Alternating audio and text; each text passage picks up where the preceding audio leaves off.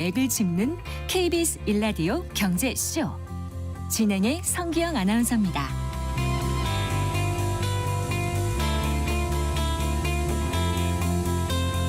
네, 16분입니다.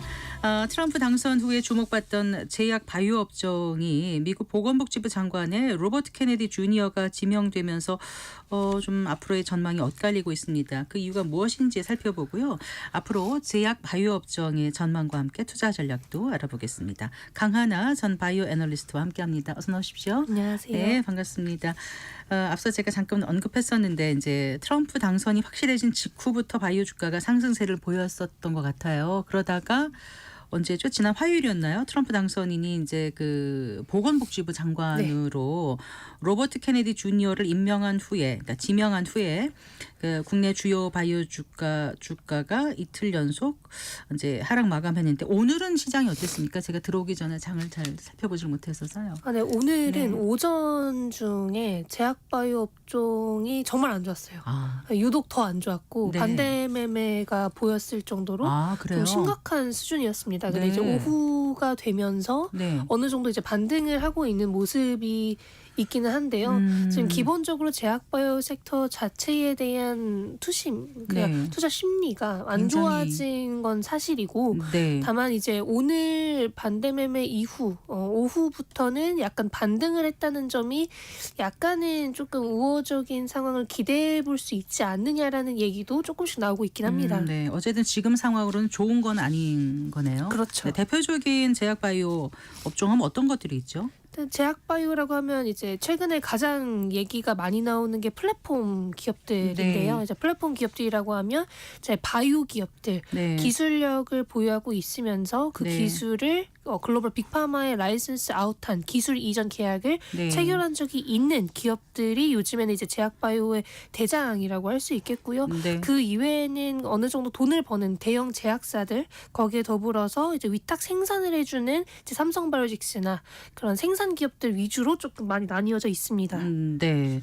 자, 바이오업계의 그 큰 그림을 좀 이해를 하려면 일단 트럼프 당선 후에 바이오 업종이 주목받은 이유부터 좀 살펴봤으면 하는데 주요 기관에서 발간된 보고서를 보니까 트럼프가 당선이 되면 그 한국 제약 바이오 산업에 긍정적인 영향을 미칠 것이다. 이렇게 이제 전망이 있었거든요. 네. 그러니까 당선 전에 그렇죠. 네네. 네. 거기에 대해서 어떻게 생각하세요? 일단 민주당보다는 네. 그래도 트럼프 정부가 상대적으로 제약바이오 섹터에 우호적입니다. 네. 기존에 이제 바이든 같은 경우에는 약가 인하를 트럼프보다도 강하게 주장을 한 바가 있었고 네. 실제로 빅파마들과 소송전을 펼치기도 했었거든요. 네네. 그런데 이제 트럼프의 경우에는 중국을 워낙 배척하는 것도 이제 중국과의 바이오 패권 전쟁에 있어서 우리나라가 어느 정도 수혜를 받을 수 있지 않을까 하는 그런 기대감도 어느 정도 반영이 될 수 있을 거고요. 네. 이제 약가 인하라고 한다면 빅파마들에게 안 좋을 순 있지만 약가 네. 인하를 주장했을 때 수혜를 받는 업종이 이제 바이오시밀러 쪽이에요. 네. 아무래도 이제 신약의 가격을 낮추기 위해서는 네. 이제 바이오시밀러와 같은 복제약의 시장을 조금 활발하게 만들어준다면 오히려 신약의 가격도 떨어지면서 그래서 바이오시밀러에 대한 시장 시장은 점유율은 또 커질 수 있단 말이죠. 근데 이제 우리나라는 이제 바이오시밀러 강국이다 보니까 그에 따른 어느 정도의 수혜를 기대했었다. 이렇게 생각을 해주시면 될 것 같습니다. 네.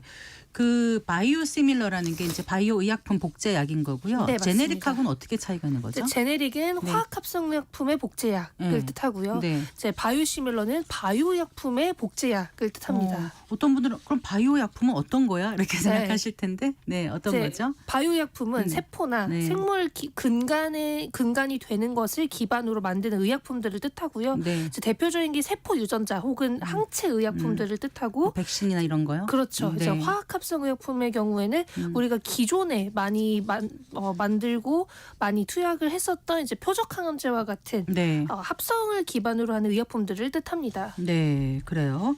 그래서 우리는 바이오 의약품 복제약 바이오시밀러 시장에서 우리가 이제 강점이 있기 때문에 우리한테는 좀 유리할 거라고 생각을 했는데 역시 이제 시장의 기대대로가 아니라 이제 그 트럼프 당선인이 이제 확정이 지어지면서 그 이후에 이제 시장이 생각했던 것처럼 되니까 네.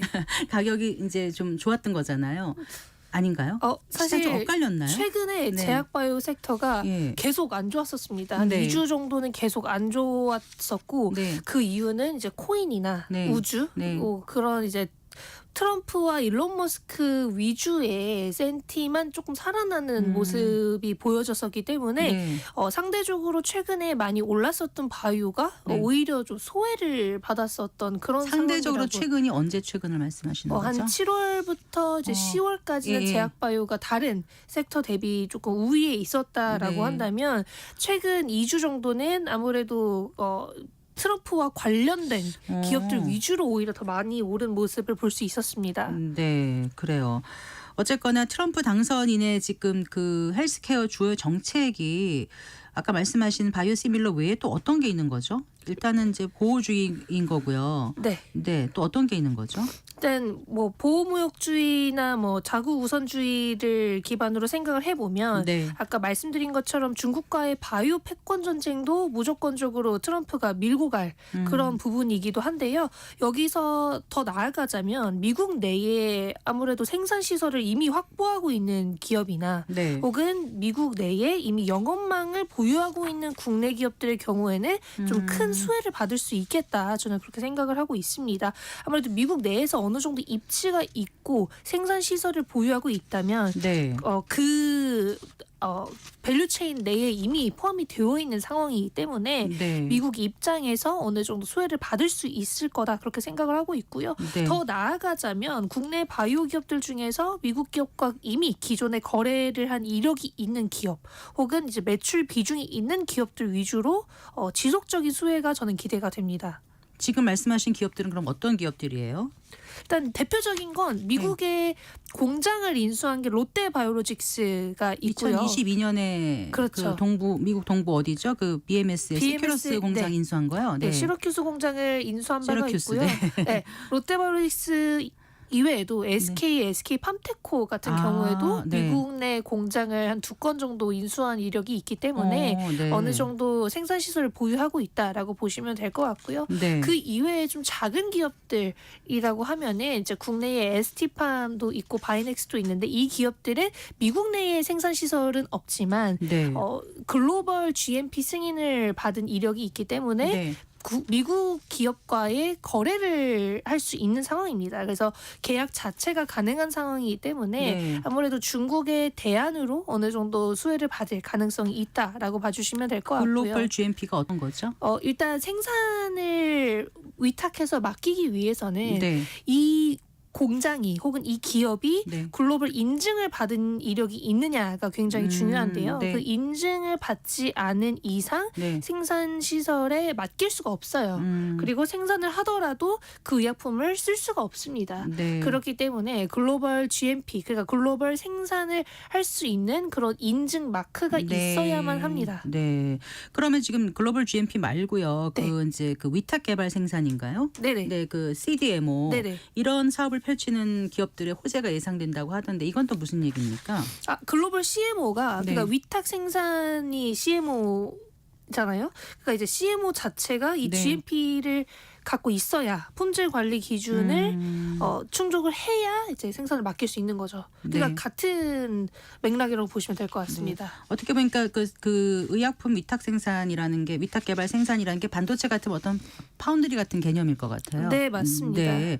그러면 이 생물 보안법 이게 이제 그 아까 말씀하신 중국과의 기업 거래를 제한한 생물보안법이 시행이 되면 네. 또 여기에 따라 당연히 이제 우리가 수혜를 받을 거를 기대를 했었던 거잖아요. 네, 맞습니다. 근데 그 기대한 게 금방 가시적으로 효과가 나타날지 어떨지 그거에 대한 그 시장의 분석은 지금 어떻게 나오고 있는 거예요? 생물보안법의 가장 큰 이제 단점이라고 할 만한 거는 네. 생물보안법 자체가 이 법안 자체가 2032년까지 유예가 된다라는 겁니다. 그렇기 때문에 네. 단기적으로 엄청난 수혜를 지금 보여주기보다는 유예가 된다는 게 무슨 말씀이세요? 그때부터 생물보안법이 이제 시행되는 거 아니에요? 시행은 2032년에 되는 거예요. 법안이 통과가 되는 거는 올해가 될 수 있는데 네. 이제 시행 올 5월에 벌써 다 하원까지 다 통과한 거 아니에요? 이제 그거는 이제 통과만 한 거고요. 어. 이제 유예 기간이 2032년까지 있습니다. 아, 유예 기간이. 네네. 그럼 32년 이후에 시행이 된다고요? 네, 맞습니다. 지금이 24년인데 32년에 시행이 돼요? 8년간의 유예 기간을 둬요? 아, 원래 네. 그래요? 그럴 수밖에 없는 게 이제 위탁 생산을 맡기기 위해서는 네. 기존의 레퍼런스가 좀 많이 쌓여 있거나 아. 혹은 이 의약품을 이 공장에 맡길 수 있겠구나, 이 기업에 맡길 수 있겠구나를 판단하기 위해서 되게 네. 많은 프로세스를 거쳐야 됩니다. 아. 그러니까 이미 그 공장에서 이 의약품을 만들어 봐야 되고 생산을 했을 때 소량으로 했을 때 대량으로 했을 때 어떤 아웃풋으로 나오는지 이런 걸 다 네. 확인을 해야 되고요. 실사 기간도 꽤나 오래 걸리기 때문에 그런 부분에 있어서 어느 정도의 시간을 준 거죠. 네. 그 위탁 생산을 맡기는 기업에게. 그러니까 제가 헷갈렸어요. 2032년 네. 1월 1일부터 시행이 돼서 네. 그 이후에 미국에서 이제 그 법안에 명시된 중국 기업들은 이제 장비와 서비스 계약을 할 수 없다는 거죠. 그렇죠. 그런 거죠. 그때까지 유예를 해주니까 해주고 2023년부터니까 그 전까지 너네가 잘 옮겨놔라. 그럼 아직 이런 시간이 한참 관점입니다. 남은 거네요. 네, 맞습니다. 다만 네. 이 생물보안법이 이미 지금 하원의원을 통과를 했고 네. 상원의원 표결을 앞두고 있기 때문에 빅파마들 아니죠. 3월에 미국 상원에 통과된 거 아니에요? 5월에 하원됐고 이제 본회의 의견 남은 거 아닌가요? 제가 잘못 알고 있나요? 아니요. 하원부터 통과를 했고요. 이제 네. 상원 표결을 앞두고 있습니다. 이게 법안이 여러 개예요. 아, 그래요? 네, 법안이 한 헷갈려서. 4개 정도가 네. 있어서 네. HR 8333의 경우에는 이제 하원의원을 통과해서 상원의원 표결을 앞두고 있고 네. S3558은 상원의원에서 제기한 거기 때문에 네. 아, 네, 네. 여기는 또 이제 상원의원이 이미 끝났다라고 봐주시면 될 것 같습니다. 그래서 네. 이게 다 통합이 될 수가 있긴 합니다. 근데 이제 기본적으로는 이 두 법안 모두 우시 계열사, 중국의 거의 가장 큰 위탁 생산 기업이라고 할 수 있겠죠. 네, 네. 이 우시 계열사를 포함하고 있고 이 언급된 중국 기업과의 계약 금지 범위가 점점 늘어나고 있다는 점에서 이제 공통적인 법안이라고 생각을 해주시면 될 것 같고요. 네, 네. 사실 여기서 더 중요한 거는 최근에 국내 위탁 생산을 맡고 있는 기업들을 보시면요. 계약 수주들이 굉장히 많이 늘어나고 있는 걸 알 수 있습니다. 네. 그 이유로는 이제 아까 말씀드린 것처럼 유예가 되어서 시행은 2032년이지만 이미 빅파마들이나 미국의 바이오 기업들은 눈치를 보고 있기 때문에 슬슬 수주 계약을 옮기고 있는 모습을 보이고 있다라는 네, 거죠. 네. 거기에 더불어서 우시 그룹 경우에는 최근에 공장을 매각한다라는 얘기가 나올 정도로 최근에 실적도 좀 안 좋아지고 있고 공장도 매각한다라는 보도 자료가 나오고 있습니다. 네. 근데 이게 유예가 되는 것은 별개로 이미 인식이나 준비를 슬슬 다 하고 있기 때문에 네. 이제 국내 기업의 수혜는 그래도 몇 년 안으로는 크게 나타날 수 있지 그렇군요. 않을까 그렇게 그러니까 기대하고 의약품 있습니다. 위탁 개발 생산인 CDMO 그 세계 시장 점유율 2위잖아요. 말씀하신 그 중국의 우시 바이오로직스 같은 경우요. 그러면은 어쨌든 2032년이면 미국 시장에서 완전히 퇴출되게 되는 거잖아요. 그렇죠. 그렇게 되면 그 빈자리를 우리의 대표적인 기업들이 차지할 수 있을지 그리고 네. 그 전부터 이미 시장에서는 감지를 하고 움직이고 있는 거다. 네, 그러니까 맞습니다. 분명히 수혜는 있을 거다. 네, 맞습니다. 이런 말씀이신 거죠. 그리고요. 바이든 정부에서 추진했던 그 인플레이션 감축법 IRA를 통한 이제 약가 인하 정책을 아까 말씀하신 대로 트럼프 2기 정부에서는 좀 더 강하게 추진할 것으로 보이는데 그럼 이거는 우리 기업에는 어떻게 영향을 미칠까요?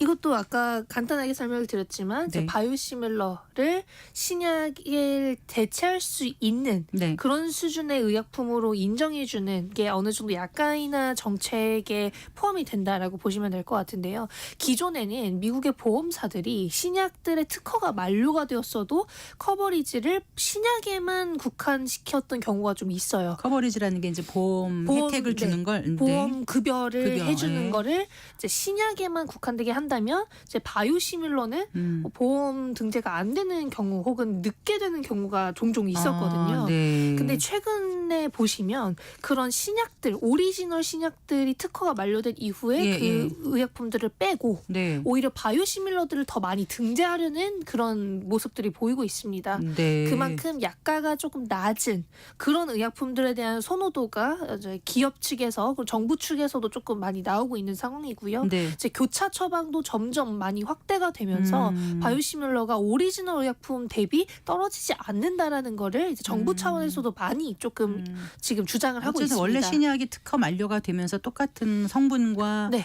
그 유효성을 갖는 네. 게 이제 바이오시밀러니까. 네, 맞습니다. 근데 값만 싸지면 좋은 거잖아요. 그렇죠. 근데 그게 이제 우리나라 시장에도 그럼 어떻게 영향을 미치는지 제가 여쭤본 거거든요. 아, 네. 어쨌든 이 바이오시밀러 좀 국내 대장 기업이라고 하면 이제 셀트리온이나 네. 삼성바이오로직스의 자회사인 삼성바이오에피스가 네, 어느 네. 정도 글로벌 탑티어 바이오시밀러 기업들 중 하나이기 때문에 네, 네. 이 두 대형 바이오 기업들의 실적이 좋아지고 미국 내에서 입지가 좋아진다면 확실한 이제 바이오 섹터 자체에 대한 영향도 같이 좀 받을 수 있지 않을까 그렇게 기대를 하고 있습니다. 그런데요, 그 로버트 그 케네디 주니어가 이제 보건복지부 장관으로 지명이 됐지 않습니까? 네. 그러면서 바이오 주가가 영향을 받았는데 원래는 이 인물이 그 트럼프 대통령 당선되기 전에 이제 네. 같이 대선 네네. 주자로 나왔다가 중도에 사퇴하고 네. 이제 트럼프 당선인 캠프에 합류했던 거잖아요. 네. 근데 이제 이게 보건복지부 장관이 되면 이게 어떤 리스크가 있길래 그 바이오 주가 영향을 미쳤는지 좀 설명을 해주세요. 일단 로버트 케네디 주니어는 굉장히 강한 반백신 운동가입니다. 반백신. 네. 네. 백신 자체에 대해서 굉장히 부정적인 시각을 갖고 있고요. 백신 음모론 그리고 코로나19 음모론을 적극적으로 주장을 하는 사람이기 때문에 네. 기본적으로 바이오 자체에 대한 인식이 안 좋은 것이지 않느냐. 아까 바이오 의약품 자체가 백신이 그런 거라고 하셨잖아요. 그렇죠. 그래서 네. 바이오 약품 혹은 완전 새로운 의약품들에 대한 그런 인식이 안 좋은 사람인 것이지 않느냐 네. 이런 생각들이 많이 나오고 있는데요. 거기에 더불어서 네. 현재 FDA와 네. 그런 빅파마들 간의 그런 유대 관계에 대해서도 굉장히 부정적인 시각을 갖고 어떤 있는 유대 관계를 상황입니다. 말씀하시는 거예요? 미국 같은 경우에는 네. 국내와 다르게 리베이트가 합법이잖아요. 합법이기 때문에 많은 일들이 일어날 수밖에 없는 상황이고 코로나 때도 아무래도 그런 부분들이 영향을 끼쳤을 것이기 때문에 네. 그런 것들에 대한 시각이 굉장히 안 좋은 사람이라고 할 수 있습니다. 네. 그래서 이제 많은 분들이 걱정을 하시는 건 그렇게 되면 FDA의 그런 프로세스나 FDA에서 주장을 하는 것들이 너무 많이 바뀌는 것이지 않느냐. 신약 승인을 위한 그런 프로토콜이나 신약 승인을 해주는 것 자체도 안 좋은 영향을 많이 받는 것이지 않느냐. 이런 얘기들이 조금 나오고 아니 있습니다. FDA 기존의 어떤 그 공고한 지위를 약간 허무는 것처럼 네, 되면 맞습니다. 다른 제약사들이 들어갈 진입이 더 커지는 거 아닌가 룸이? 네, 아닌가? 사실 저도 그렇게 생각을 했는데요. 네. 미국 같은 경우에는 빅파마들의 비중이 너무나 크기 때문에 어허. 그리고 그들이 사가는 바이오텍들의 기술 네. 그리고 그들이 사가는 바이오텍 기업 그 자체의 비중이 너무나 크기 때문에 네. 그러면 제약 바이오 섹터 내에서의 돈 흐름이 조금 멈추는 것이지 않느냐 이렇게 생각을 하시는 분들 조금 있는 것 같습니다. 그래서 제약바이오 전체 시장이 지금보다는 오히려 안 좋을 수도 있다는 그런 우려 섞인 생각들도 나오고 있습니다. 그런 전망을 하는 거군요. 그래서 좀 위축되는 거예요. 네, 맞습니다. 그럼 우리 시장이 오늘 이렇게 아침 굉장히 나빴던 거는 왜 그랬다고 보세요? 사실 최근에는 네. 수급 문제가 조금 더 큰 것 같은데요. 어떤 수급이요? 일단 국내 증시에 지금 돈 자체가 그래서 그런 수급. 네. 너무 많이 줄어들었고 네. 트럼프와 일론 머스크 관련된 기업들 위주로 조금 관심을 많이 받았었다라는 점. 네. 거기에 더불어서 이제 바이오 섹터 자체가 미국부터 지금 로버트 케네디 주니어 때문에 조금 내려오고 있기 때문에 네. 이제 우리나라도 그럼 하면 안 되는 거 아니야? 네. 이런 인식들이 혹은 우려들이 조금은 반영이 될 수밖에 머니 없었던 것 무브가 같습니다. 확실히 있는 것 같아요. 네, 맞습니다. 미국 시장으로 많이 가고 또 돈 되는 데로만 몰리고 네, 나머지에선 맞습니다. 빠지는 그런 영향이라고 지금 생각하신 것 같은데 그리고 또 하나요. 일각에선 트럼프 집권 이후 이제 미국 그 연방거래위원회 네. FTC라고 하더라고요. 네. 여기에 위원장 그 리나 칸의 교체가 예상되면서 바이오텍 산업에는 오히려 긍정적인 변화가 있지 않을까 이런 얘기도 한다는데 이건 또 무슨 얘기입니까? 일론 머스크가 네. 리나칸 위원장이 이제 해고될 거라고 이제 얘기를 해줬었는데요. 사실 이 리나칸이라는 사람이 반독점 규제를 위해서 인수합병을 제안해 왔기 때문에 아무래도 이제 M&A나 그런 인수 관련된 사업 기업들이 네. 조금 더 활발해지지 않겠느냐 이런 기대감이 교체가 지금 나오고 있는 것 되면. 같습니다. 아, 그래서 이제 바이오의 경우에는 네. 인수를 하면서 몸집 키우기가 가장 많이 되는 그렇죠. 섹터이고 네. 아까 말씀드렸던 것처럼 이제 빅파마들은 그런 식으로 좋은 기술들과 물질을 사오는 경우가 더 많기 때문에 고려했을 때 오히려 앞서 말한 뭐 FDA 신약 승인이나 뭐 돈의 흐름이 멈추는 것에 반대되는 네. 조금 긍정적인 역할을 해줄 수 있는 그런 요소들이 앞에 부정적인 면을 좀 상쇄시킬 수 있는 네, 긍정적인 맞습니다. 면으로 본다는 거죠. 그럼 FTC가 그러면은 연방거래위원회는 우리의 공정거래위원회 같은 건가 봐요. 그렇죠. 좀 그것보다는 좀 더 큰 틀에서 보시면 될 것 같습니다. 네, 어쨌든 그 전반적으로 그 트럼프 재집권이 그런 국내 바이오 산업에는 어떻게 영향을 미친다고 보시는지, 그리고 네. 이게 이제 기업 몸집에 따라 아니면은 이제 어떤 바이오도 여러 가지가 있지 않습니까? 에 따라서 좀 엇갈리는 전망을 하시는지 네. 좀 말씀해 주신다면은요. 저는 기본적으로 카밀라 해리스보다는 바이오에 긍정적인 영향을 줄 수 있을 거라고 기대를 했었는데요. 뭐 최근에는 그런 흐름을 보이고 있지는 않지만 몇 년 남았으니까 네. 제가 생각을 했을 때는 미국에 거점이 있거나 혹은 이제 영업망이 있는 기업 혹은 이제 미국 기업과 계약을 한 번이라도 한 이력이 있는 바이오의 경우에는 네. 그러니까 너무 작은 기업은 안 되겠죠. 네. 그러니까 상대적으로 괜찮은 사이즈의 5천억 원 혹은 뭐 1조 원 이상의 바이오 기업들은 이런 요소들을 포함하고 있는 한 오히려 트럼프 정부 때 좀 좋은 흐름을 보여줄 수 있지 5천억 원 않을까. 1조는 뭐의 기준을 말씀하시는 일단 거예요? 국내 좀 중소형 바이오텍이라고 하면은 5천억 원 이하가 굉장히 많습니다. 시총 말씀하시는 네, 거예요? 맞습니다. 네. 그래서 5천억 원의 시총 이상, 저는 개인적으로 최근에는 1조 원의 시가총액 이상을 많이 보고 있는데요. 좀 대형 바이오텍들 중에서 글로벌 기업들과 기술 이전 계약이나 거래 혹은 수주 그런 계약 이력이 있는 기업 혹은 영업망이 있는 기업들 위주로 조금 상당한 수혜를 2, 3년간 저는 볼 수 있지 않을까 그렇게 기대를 하고 있습니다. 네. 반면에 좀 주의해야 될 점, 어떤 네. 점은 꼭 짚고 넘어가야 된다, 이런 거 있으면 끝으로 말씀해 주세요. 네, 일단 트럼프가 주장을 하고 있고 밀고 있는 섹터가 바이오는 아니기 때문에 상대적으로 소외가 될 가능성은 있을 수 있습니다만 지금 금리가 많이 오르면서 바이오가 소외가 됐었던 것도 있기 때문에 금리가 지금 당장 많이 내리고 있지 않은 시점에서 크게 제약바이오를 본다기보다는 금리가 내려갈 것을 보고 좀 장기적으로 보는 게 지금은 좋은 시기인 것 같습니다. 금리가 오르면 다 모든 업종에 그렇게 대부분의 업종에 이렇게 좋은 영향을 안 미치는데 특히 금리가 올라서 바이오가 나쁘다는 건 왜 그렇게 보시는 거예요? 이제 제약바이오 지수와 네. 국채금리의 흐름을 봤을 때 무조건 반대로만 가더라고요. 아.